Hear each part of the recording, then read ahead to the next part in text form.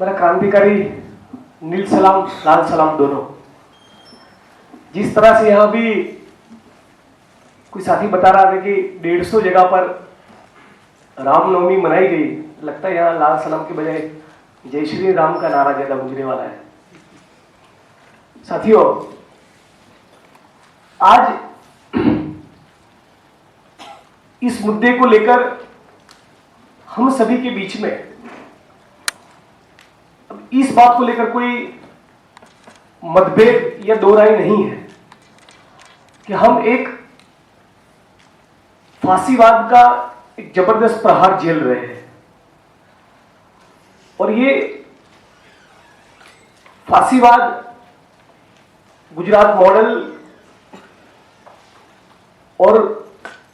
इन सभी के बीच में सारे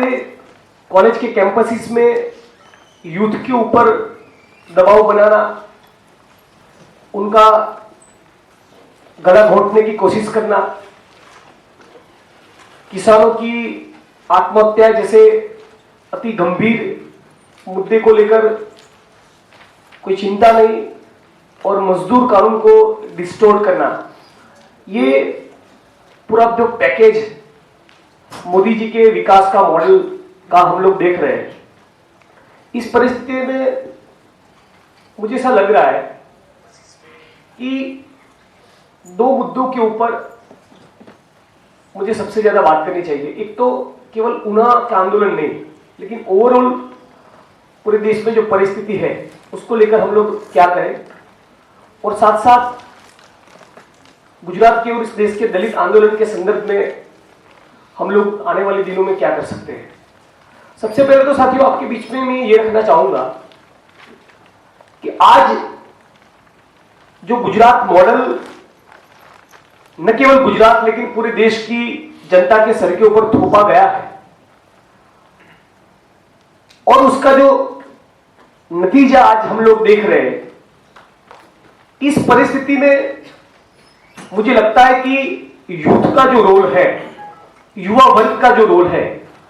वो आज की तारीख में और आने वाले दिन में सबसे महत्वपूर्ण होना चाहिए, होने वाला है। क्योंकि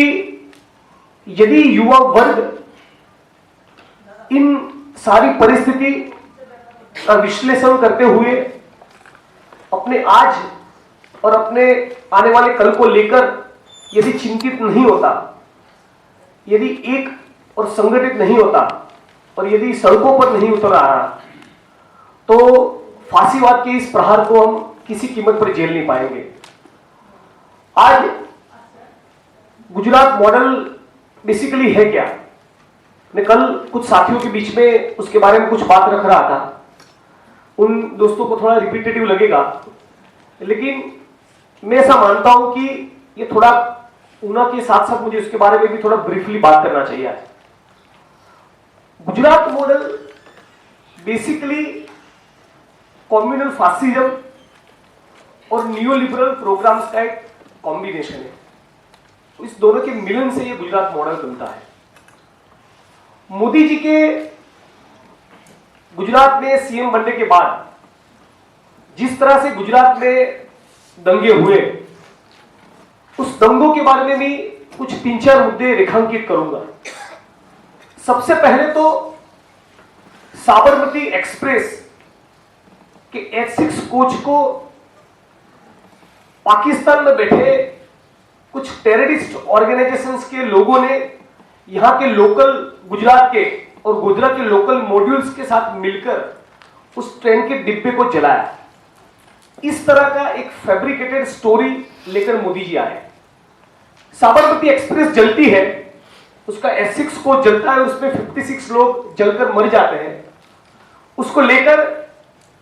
स्टेट आईबी, सेंट्रल आईबी, केंद्र सरकार का गृह विभाग, गुजरात का गृह विभाग, local crime branch, CID crime, police और किसी भी खुफिया एजेंसी के किसी भी व्यक्ति को कुछ भी क्लू मिले, उसके पहले मोदी जी गोधरा जाते हैं और वहां जाकर एक स्टेटमेंट करते हैं कि ये पाकिस्तान में बैठे हुए कुछ टेररिस्ट लोगों का ये हाथ है, जिन लोगों ने इस कारनामे को, इस कॉन्स्पिरेसी को अंजाम दिया है। जब तक हकीकत यह थी कि किसी के पास कोई भी क्लू नहीं था,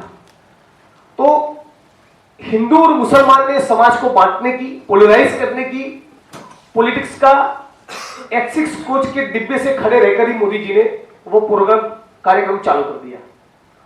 उसके बाद उस ट्रेन में जो 56 लोग जलकर मर गए, उनकी डेड बॉडीज उनके रिलेटिव्स को पहुंचाने के बजाय बहुत जल्दबाजी में उसका एक रेलवे की यार्ड में पोस्टमार्टम होता है, और फिर सारी वो डेड बॉडीज किसी सरकारी तंत्र को या सरकारी कचहरी को नहीं, बल्कि वीएचपी के जयदीप पटेल नाम के एक नेता को दे दी जाती है। और वो जनाब इस सारे मृतदेह, ये डेड बॉडीज लेकर अहमदाबाद की सड़कों पर उसको बिछाते हैं, ताकि अहमदाबाद की जनता और गुजरात की जनता इन डेड बॉडीज को देखकर भड़के और प्रोवोक हो। तो इस तरह से पूरी एक स्टेट स्पॉन्सर्ड ये कॉन्स्पिरेसी रही, और संघ और बीजेपी के लोगों ने मिलकर मोदी जी के इशारों पर, मोदी जी के कहने पर मुसलमानों के सामने एक तरह का बदला लेने की एक भावना के चलते पूरे 2002 के दंगों को अंजाम दिया गया। गुजरात में एक आईपीएस है राहुल शर्मा, जो उस वक्त पे एसपी थे भावनगर डिस्ट्रिक्ट में, और वहां पर एक मदरसा में 400 बच्चों को मारने के लिए संघ परिवार के कुछ लोग हाथ में तलवार वगैरह लेकर वहां पहुंच गए थे। तो ये एसपी राहुल शर्मा वहां पर ड्यूटी पर थे, और उन्होंने कहा कि मैं किसी को भी आगे बढ़ने नहीं दूंगा, और हर कीमत पे मैं इन बच्चों को प्रोटेक्ट करूंगा। यदि कोई आगे बढ़ा तो मुझे फायर ओपन करना पड़ेगा। और वीएचपी के एक एक्टिविस्ट को वहां पर उन्होंने मार गिराया, और जिसके चलते वो 400 बच्चे जो मदरसा में थे वो सारे के सारे सुरक्षित रहे। इस एसपी को अहमदाबाद में ट्रांसफर किया जाता है, और वहां पर जो इन्वेस्टिगेटिंग ऑफिसर है पीपी पांडे, उनको वो असिस्ट करते हैं। और उस वक्त बुलबुल सोसाइटी हत्याकांड, नरोड़ा पाटिया हत्याकांड, नरोड़ा गांव हत्याकांड, ये सारे जो कारनामे हुए, जो सारे हत्याकांड 2002 के दंगों के वक्त हुए, वो दिन, उसके एक दिन पहले, उसके बाकी के 2-3 दिन, सारे दिनों के दौरान अहमदाबाद में जितने भी लोगों के पास मोबाइल थे, उन सभी के टेलीफोन कॉल्स का करीब 9 से 9.5 लाख टेलीफोन कॉल्स का एक डेटा उन लोगों ने जनरेट किया, कलेक्ट किया, कंपाइल किया। और उससे यह बात कंक्लूसिवली एस्टैब्लिश हुई कि सीएम की ऑफिस में से कुछ ऑफिसर्स, सीएम कार्यालय में से, मोदी जी के ऑफिस में से कुछ ऑफिसर्स जो 2002 के दंगों के वक्त नरोड़ा पाटिया, नरोड़ा गांव और गुरबख्श सोसाइटी में मौजूद थे, हाथ में तलवार लेकर घूम रहे थे, हत्याकांड में शामिल थे, साजिश में शामिल थे, उन सभी के साथ उनका टेलीफोन में कन्वर्सेशन चल रहा था। यानी कि किस हद तक एक स्टेट स्पॉन्सर कॉन्स्पिरेसी थी, और मोदी जी और उनकी ऑफिस के लोगों ने मिलकर पूरे इस घटनाक्रम को अंजाम दिया। तो इस तरह से पूरे 2002 के दंगे हुए। दंगों के तुरंत बाद मुस्लिम समुदाय के लोगों को खौफ में रखने के लिए मोदी जी और उनकी सरकार पोटा का एक ड्रैकोनियन लॉ को लेकर आई, काला कानून, जिसके तहत किसी भी बेगुनाह मुसलमान को रैंडमली उठाते, उसको अहमदाबाद क्राइम ब्रांच के ऑफिस में ले जाते, उल्टा घुमाते, नंगा करते, और उनके फैमिली के लोगों के सामने, इंक्लूडिंग उनकी फैमिली के बहनों के सामने भी उनके भुगतानों के ऊपर प्राइवेट पार्ट्स पर करंट दिए जाते, और उनसे ये स्टेटमेंट लिए जाते कि मैं एक्स या वाई या जी टेररिस्ट ऑर्गेनाइजेशन का मेंबर हूं, और मोदी जी या तोगड़िया या अशोक सिंघल या वीएचपी के किसी नेता को मारने की कॉन्स्पिरेसी में मैं इन्वॉल्व था। इस तरह के फर्जी स्टेटमेंट उन लोगों से लिए जाते हैं, और फिर इस बात का पूरा मीडिया में प्रचार किया जाता। उसके साथ साथ 2002 के दंगों में किस तरह से उन लोगों ने मुसलमानों को टारगेट किया, मुसलमानों को मारा, इस बात को सेलिब्रेट करने के लिए मोदी जी ने गौरव यात्रा निकाली। और पूरी इस गौरव यात्रा के दौरान शहर शहर गांव गांव जाकर एक कम्युनल हेट्रेड फैलाई गई। फिर 2003 से 2008 तक लगातार हर साल टोटल 21 लोगों को फर्जी मुठभेड़ में मार दिया गया, यानी एनकाउंटर्स का एक सिलसिला चला। तो यानी देखते हैं कि एक तरफ 2002 के कौमी दंगे, पूरा ये कम्युनल उनका एजेंडा, कम्युनल रेटोरिक, पोटा का काला कानून, इस काले कानून के तहत बेगुनाह मुसलमानों को टारगेट करना, एक भय और खौफ का माहौल फैलाना, और फिर लगातार 2008 तक 20-21 एनकाउंटर्स में फर्जी मुठभेड़ में मुसलमानों को मार गिराना। ये उनकी कम्युनल पॉलिटिक्स लगातार हम लोगों ने देखी। बिल्कुल इसी के साथ साथ जैसा ही 2002 का दंगा चल रहा था, उस वक्त सबसे पहला काम जो गुजरात की सरकार ने किया वो ये था, बहुत छोटे पैमाने में था, लेकिन जिस ग्रुप के साथ में जुड़ा था जनसंघर्ष मंच, उसके हमारे साथी कॉमरेड डॉक्टर मुकुल सिन्हा, जो दंगों के और एनकाउंटर के विक्टिम्स के केस लड़ते थे, वो हम लोगों को हमेशा बताते थे कि 2002 के दंगों के वक्त Ahmedabad municipal transport service AMTS की हम लोगों की लाल बस है, उनके कुछ एम्प्लॉइज जो परमानेंट थे उनको जॉब्स पे से निकाल दिया, और फिर उनको यह कहा गया कि यदि आपको काम पे रहना है तो हम आपके लिए कॉन्ट्रैक्ट सिस्टम इंट्रोड्यूस करते हैं। आपकी जॉब की जो परमानेंसी थी, इतने सालों की जो आपने जो काम किया था वो सब भूल जाओ, जॉब में you are no more permanent. यदि आपको काम करना है तो ये फिक्स पे की जो स्कीम है, कॉन्ट्रैक्ट सिस्टम है, उसमें आप लोग काम कीजिए। यानी हिंदू और मुस्लिम को पोलराइज करके वर्किंग क्लास और एम्प्लॉइज के एक्सप्लॉइटेशन को किस तरह से बढ़ाना, ये पॉलिटिक्स उनके पैरेलल चालू किया। और तुरंत उसी दौरान 2003 में 2004 में वो vibrant Gujarat global investor summit का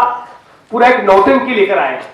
जिसमें जैसा कि हम लोगों में से ज्यादातर लोग जानते हैं कि हर साल ये vibrant Gujarat global investor summit होता है, और देसी विदेशी कंपनियों को, अदानी को, अंबानी को, SR को, लार्सन एंड टुब्रो को, बड़े बड़े कॉर्पोरेट जायंट्स को, बिजनेस टाइकून्स को, इंडस्ट्रियल हाउसेस को गुजरात में बुलाया जाता है। रेड कारपेट उनके लिए बिछाई जाती है, और गौचर, गवर्नमेंट वेस्टलैंड, किसानों की जमीन, जो उपजाऊ जमीन है जिसमें 2-3 फसलें ली जा सकती है, ऐसी सारी जमीन पिछले दरवाजे से मुफ्त के भाव में इंक्लूडिंग गौचर, अदानी, अंबानी और SR को बांटने का चालू किया। तो ये वो लिंक है जिसके बारे में कभी कभी अरुंधति रॉय भी बताती है कि 1991-92 में जो नवउदारीकरण की, ग्लोबलाइजेशन की आर्थिक नीति हम लोगों के ऊपर इंपोज की गई, और उसका जो बेनिफिशियरी क्लास है अदानी, अंबानी और SR, जो उसी साल 91-92 में जो बाबरी ध्वंस हुआ, बाबरी मस्जिद को डेमोलिश की गई, और वो राम मंदिर वाली जो गैंग है, उसका जो पोस्टर बॉय है मोदी, उसको ये ग्लोबलाइजेशन की पॉलिसी के चीफ बेनिफिशियरीज अदानी और अंबानी से लोग प्रमोट करके प्राइम मिनिस्टर बनाने की बात कर रहे थे। तो ये वो उन दोनों के बीच की एक ऑर्गेनिक लिंक है। तो बिल्कुल उसी तरह से गुजरात में भी हुआ कि एक तरह से ये कम्युनल फासिज्म और दूसरी तरफ से ये कॉर्पोरेट लूट। तो ये गुजरात मॉडल बेसिकली इन दोनों का मिलन है। अब इस दोनों की वजह से जो विक्टिम क्लास पैदा हुआ, जिसे कि 6000 से ज्यादा किसानों ने आत्महत्या की,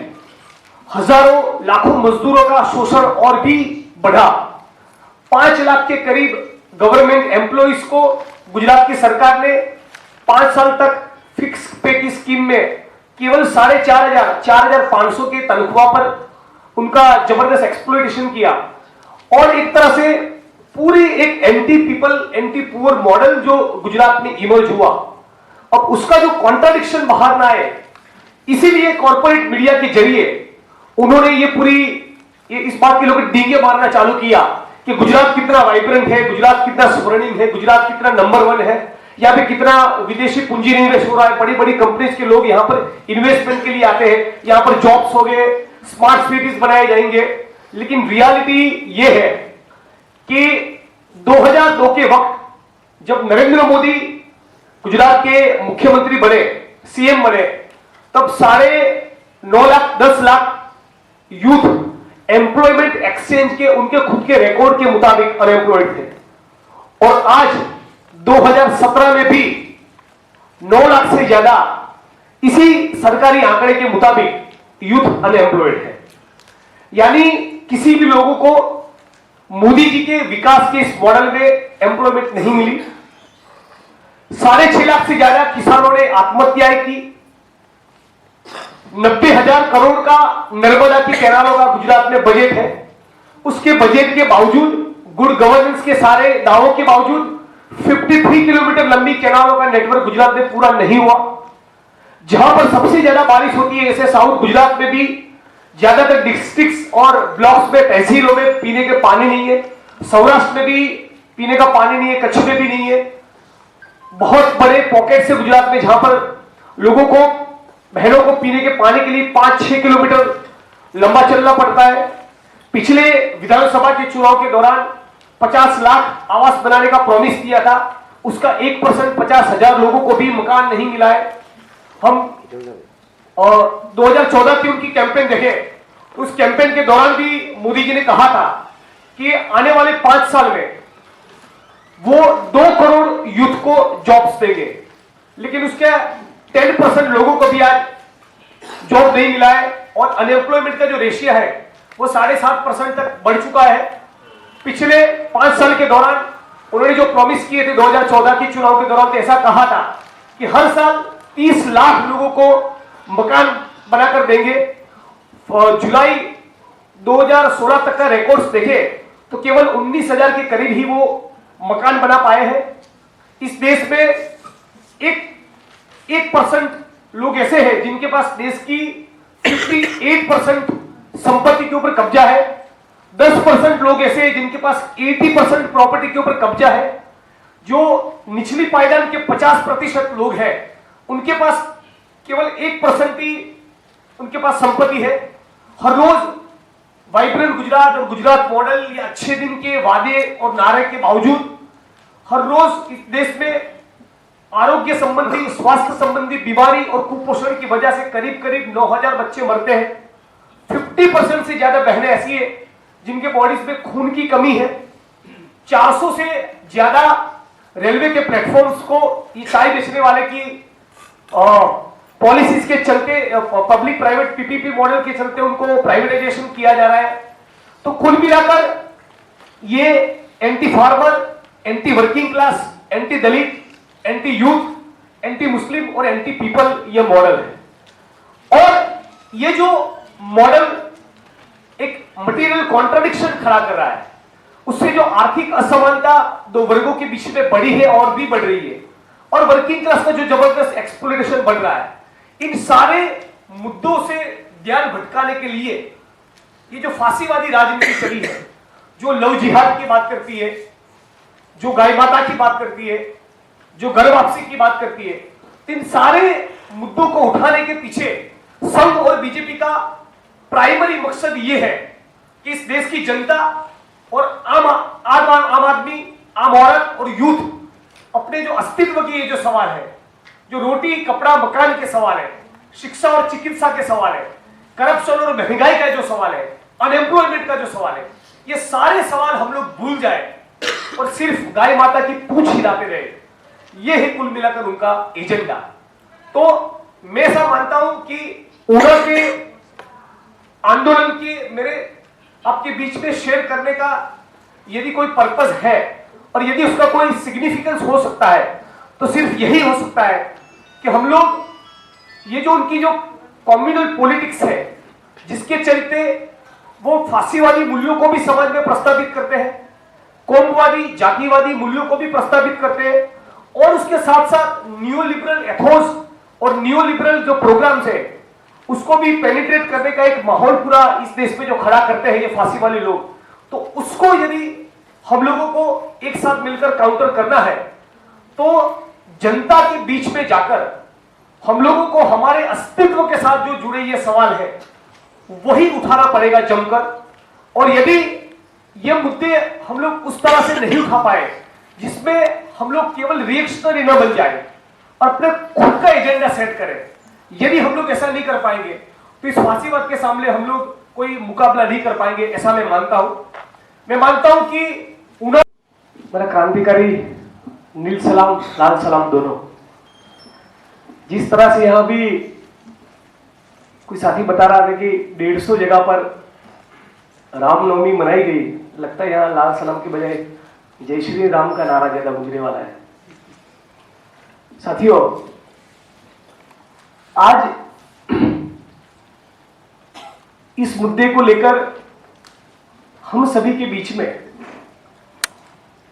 अब इस बात को लेकर कोई मतभेद या दो राय नहीं है कि हम एक फांसीवाद का एक जबरदस्त प्रहार झेल रहे हैं,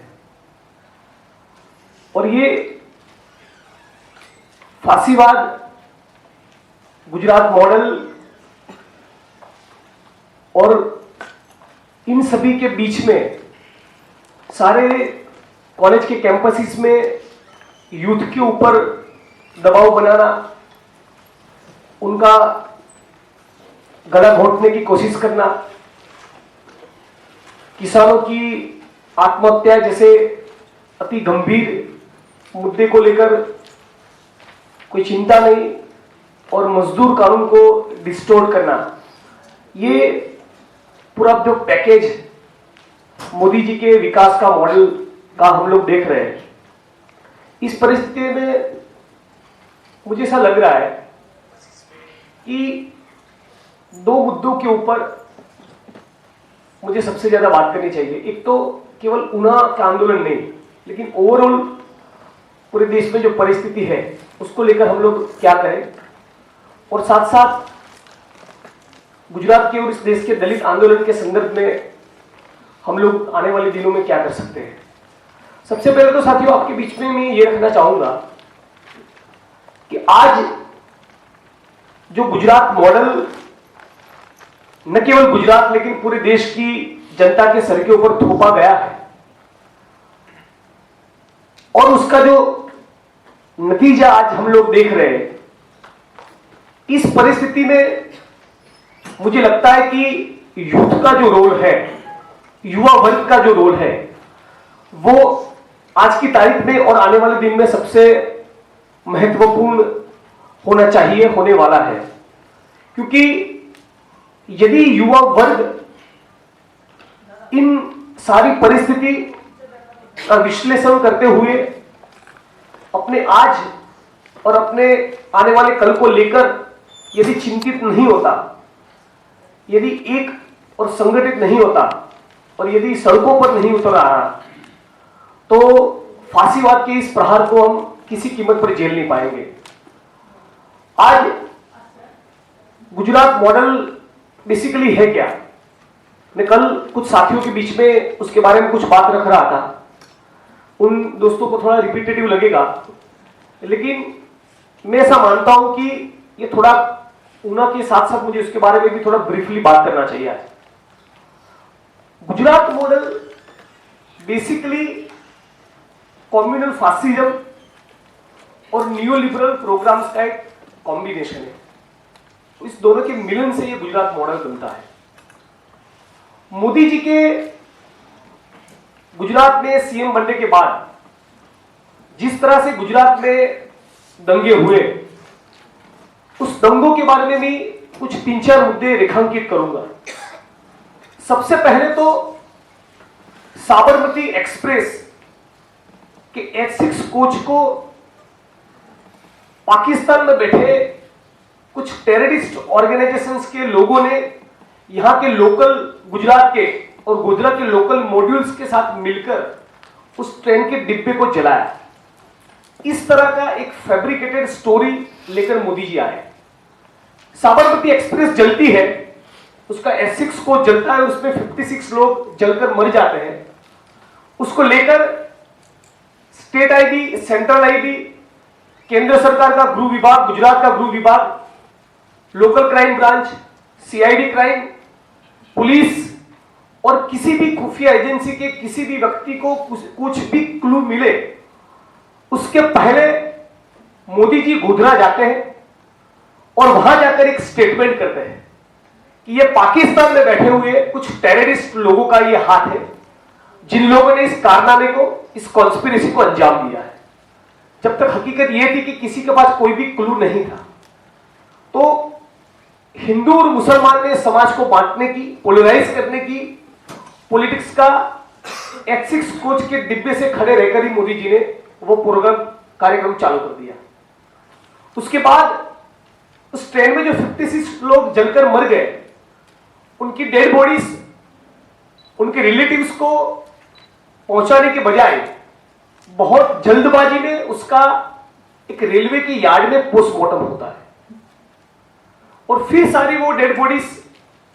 किसी सरकारी तंत्र को या सरकारी कचहरी को नहीं, बल्कि वीएचपी के जयदीप पटेल नाम के एक नेता को दे दी जाती है। और वो जनाब इस सारे मृतदेह, ये डेड बॉडीज लेकर अहमदाबाद की सड़कों पर उसको बिछाते हैं, ताकि अहमदाबाद की जनता और गुजरात की जनता इन डेड बॉडीज को देखकर भड़के और प्रोवोक हो। तो इस तरह से पूरी एक स्टेट स्पॉन्सर्ड ये कॉन्स्पिरेसी रही, और संघ और बीजेपी के लोगों ने मिलकर मोदी जी के इशारों पर, मोदी जी के कहने पर मुसलमानों के सामने एक तरह का बदला लेने की एक भावना के चलते पूरे 2002 के दंगों को अंजाम दिया गया। गुजरात में एक आईपीएस है राहुल शर्मा, जो उस वक्त पे एसपी थे भावनगर डिस्ट्रिक्ट में, और वहां पर एक मदरसा में 400 बच्चों को मारने के लिए संघ परिवार के कुछ लोग हाथ में तलवार वगैरह लेकर वहां पहुंच गए थे। तो ये एसपी राहुल शर्मा वहां पर ड्यूटी पर थे, और उन्होंने कहा कि मैं किसी को भी आगे बढ़ने नहीं दूंगा, और हर कीमत पे मैं इन बच्चों को प्रोटेक्ट करूंगा। यदि कोई आगे बढ़ा तो मुझे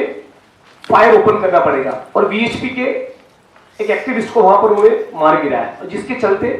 वो 400 बच्चे जो मदरसा में थे वो सारे के सारे सुरक्षित रहे। इस एसपी को अहमदाबाद में ट्रांसफर किया जाता है,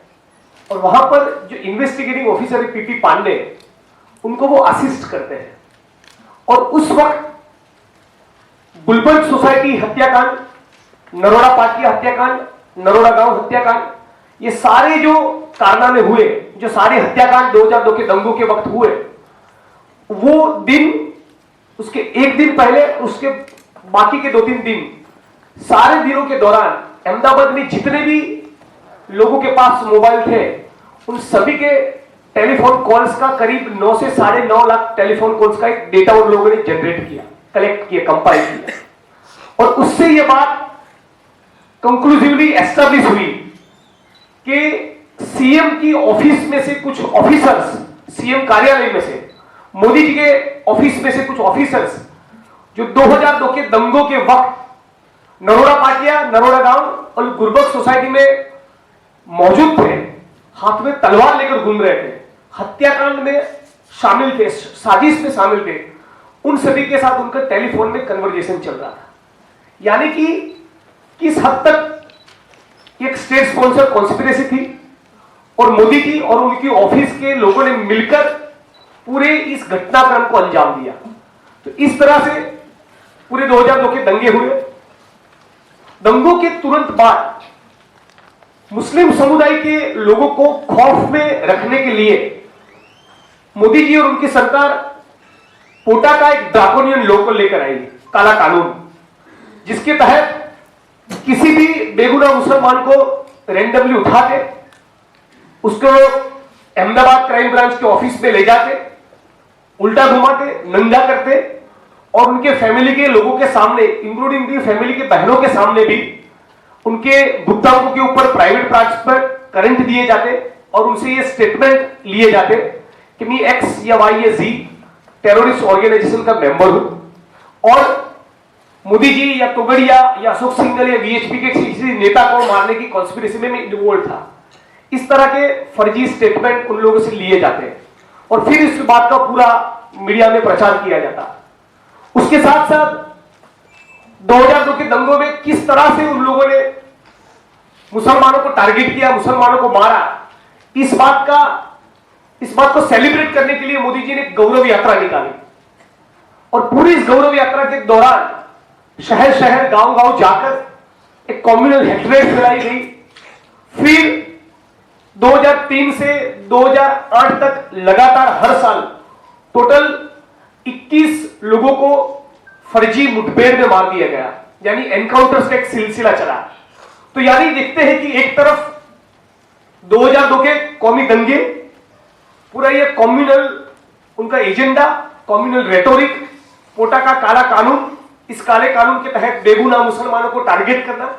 एक भय और खौफ का माहौल फैलाना, और फिर लगातार 2008 तक 20-21 एनकाउंटर्स में फर्जी मुठभेड़ में मुसलमानों को मार गिराना, ये उनकी कम्युनल पॉलिटिक्स लगातार हम लोगों ने देखी। बिल्कुल इसी के साथ साथ जैसा ही 2002 का दंगा चल रहा था, उस वक्त सबसे पहला काम जो गुजरात की सरकार ने किया वो ये था, बहुत छोटे पैमाने में था, लेकिन जिस ग्रुप के साथ में जुड़ा था जनसंघर्ष मंच, उसके हमारे साथी कॉमरेड डॉक्टर मुकुल सिन्हा, जो दंगों के और एनकाउंटर के विक्टिम्स के केस लड़ते थे, वो हम लोगों को हमेशा बताते थे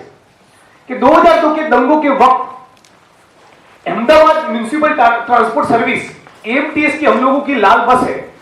उनके कुछ एम्प्लॉइज जो परमानेंट थे उनको जॉब्स पे से निकाल दिया और फिर उनको यह कहा गया कि यदि आपको काम पे रहना है तो हम आपके लिए कॉन्ट्रैक्ट सिस्टम इंट्रोड्यूस करते हैं। आपकी जॉब की जो परमानेंसी थी, इतने सालों की जो आपने जो काम किया था वो सब भूल जाओ, जॉब में you are no more permanent. यदि आपको काम करना है तो ये फिक्स पे की जो स्कीम है, कॉन्ट्रैक्ट सिस्टम है, उसमें आप लोग काम कीजिए। यानी हिंदू और मुस्लिम को पोलराइज करके वर्किंग क्लास और एम्प्लॉइज के एक्सप्लॉइटेशन को किस तरह से बढ़ाना, ये पॉलिटिक्स उनके पैरेलल चालू किया। और तुरंत उसी दौरान 2003 में 2004 में वो vibrant Gujarat global investor summit का पूरा एक नौटंकी लेकर आए,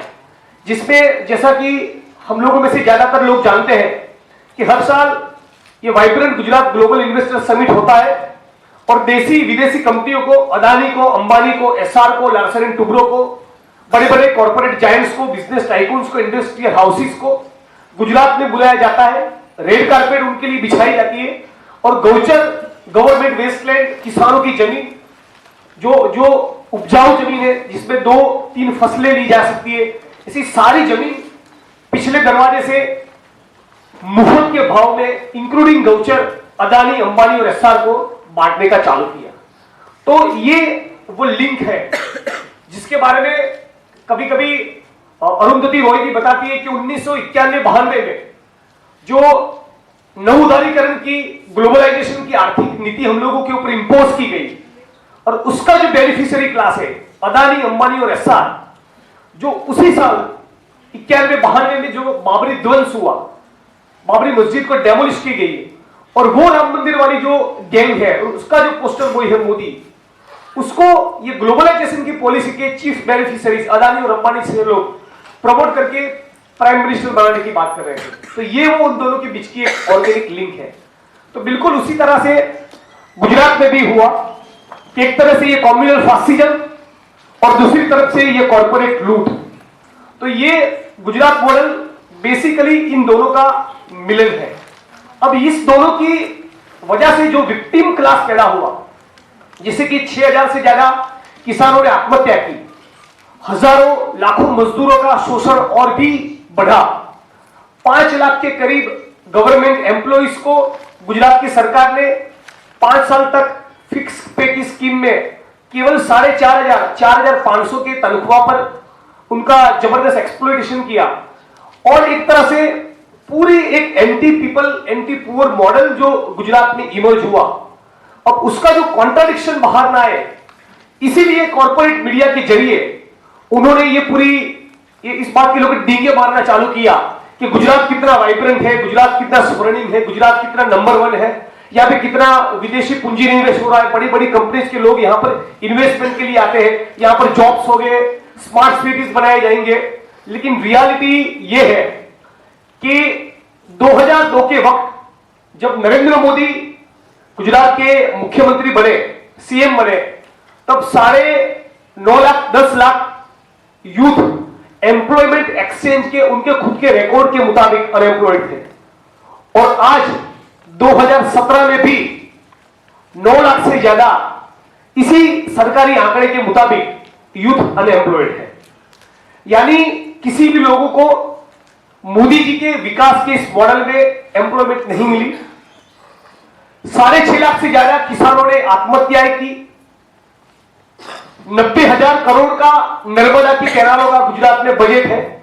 उसके बजट के बावजूद, गुड गवर्नेंस के सारे दावों के बावजूद 53 किलोमीटर लंबी कैनालों का नेटवर्क गुजरात में पूरा नहीं हुआ। जहां पर सबसे ज्यादा बारिश होती है, जैसे साउथ गुजरात में भी ज्यादातर डिस्ट्रिक्ट्स और ब्लॉक्स में, तहसीलों में पीने के पानी नहीं है। सौराष्ट्र में भी पीने का पानी नहीं है, कच्छ में भी नहीं है। बहुत बड़े पॉकेट से गुजरात में जहां पर लोगों को, बहनों को पीने के पानी के लिए 5-6 किलोमीटर लंबा चलना पड़ता है। पिछले विधानसभा के चुनाव के दौरान 50 लाख आवास बनाने का प्रॉमिस किया था, उसका 1% 50,000 लोगों को भी मकान नहीं मिला है। हम 2014 की उनकी कैंपेन देखें, उस कैंपेन के दौरान भी मोदी जी ने कहा था कि आने वाले 5 साल में वो 2 करोड़ यूथ को जॉब्स देंगे, लेकिन उसके 10% लोगों को भी आज जॉब नहीं मिला है और अनएम्प्लॉयमेंट का जो रेशियो है वो 7.5% तक बढ़ चुका है। पिछले 5 साल के दौरान उन्होंने जो प्रॉमिस किए थे 2014 के चुनाव के दौरान, तो ऐसा कहा था कि हर साल 30 लाख लोगों को मकान बनाकर देंगे। जुलाई 2016 तक का रिकॉर्ड्स देखे तो केवल 19,000 के करीब ही वो मकान बना पाए हैं। इस देश में 1% लोग ऐसे हैं जिनके पास देश की 58% संपत्ति के ऊपर कब्जा है। 10% लोग ऐसे हैं जिनके पास 80% प्रॉपर्टी के ऊपर कब्जा है। जो निचली पायदान के 50% लोग हैं उनके पास केवल 1% ही उनके पास संपत्ति है। हर रोज वाइब्रेंट गुजरात और गुजरात मॉडल या अच्छे दिन के वादे और नारे के बावजूद हर रोज इस देश में आरोग्य संबंधी, स्वास्थ्य संबंधी बीमारी और कुपोषण की वजह से करीब करीब 9,000 बच्चे मरते हैं। 50% से ज्यादा बहनें ऐसी है जिनके बॉडीज में खून की कमी है। 400 से ज्यादा रेलवे के प्लेटफॉर्म्स को ये चाय बेचने वाले की पॉलिसीज के चलते, पब्लिक प्राइवेट पीपीपी मॉडल के चलते उनको प्राइवेटाइजेशन किया जा रहा है। तो कुल मिलाकर ये anti farmer, anti working class, anti Dalit, anti youth, anti Muslim और एंटी पीपल ये मॉडल है। और ये जो मॉडल एक मटेरियल कॉन्ट्राडिक्शन खड़ा कर रहा है, उससे जो आर्थिक असमानता दो वर्गों के बीच में बढ़ी है और भी बढ़ रही है, और वर्किंग क्लास का जो जबरदस्त एक्सप्लॉइटेशन बढ़ रहा है, इन सारे मुद्दों से ध्यान भटकाने के लिए ये जो फांसीवादी राजनीति चली है, जो लव जिहाद की बात करती है, जो गाय माता की बात करती है, जो घर वापसी की बात करती है, इन सारे मुद्दों को उठाने के पीछे संघ और बीजेपी का प्राइमरी मकसद यह है कि इस देश की जनता और आम आदमी, आम औरत और यूथ अपने जो अस्तित्व के ये जो सवाल है, जो रोटी कपड़ा मकान के सवाल है, शिक्षा और चिकित्सा के सवाल है, करप्शन और महंगाई का जो सवाल है, अनएम्प्लॉयमेंट का जो सवाल है, ये सारे सवाल हम लोग भूल जाए और सिर्फ गाय माता की पूंछ हिलाते रहे, ये है कुल मिलाकर उनका एजेंडा। तो मैं ऐसा मानता हूं कि ऊना के आंदोलन के मेरे आपके बीच में शेयर करने का यदि कोई पर्पस है और यदि उसका कोई सिग्निफिकेंस हो सकता है तो सिर्फ यही हो सकता है कि हम लोग ये जो उनकी जो कम्युनल पॉलिटिक्स है, जिसके चलते वो फांसीवादी मूल्यों को भी समाज में प्रस्तावित करते हैं, कौमवादी जातिवादी मूल्यों को भी प्रस्तावित करते हैं, और उसके साथ साथ न्यूलिबरल एथोस और न्यूलिबरल जो प्रोग्राम्स है उसको भी पेनिट्रेट करने का एक माहौल पूरा इस देश में जो खड़ा करते हैं ये फांसी वाले लोग, तो उसको यदि हम लोगों को एक साथ मिलकर काउंटर करना है तो जनता के बीच में जाकर हम लोगों को हमारे अस्तित्व के साथ जो जुड़े ये सवाल है वही उठाना पड़ेगा जमकर। और यदि ये मुद्दे हम लोग उस तरह से नहीं उठा पाए जिसमें हम लोग केवल रिएक्शनरी न बन जाए और अपने खुद का एजेंडा सेट करें। यदि हम लोग ऐसा नहीं कर पाएंगे तो इस फांसीवाद के सामने हम लोग कोई मुकाबला नहीं कर पाएंगे, ऐसा मैं मानता हूं। मैं मानता हूं कि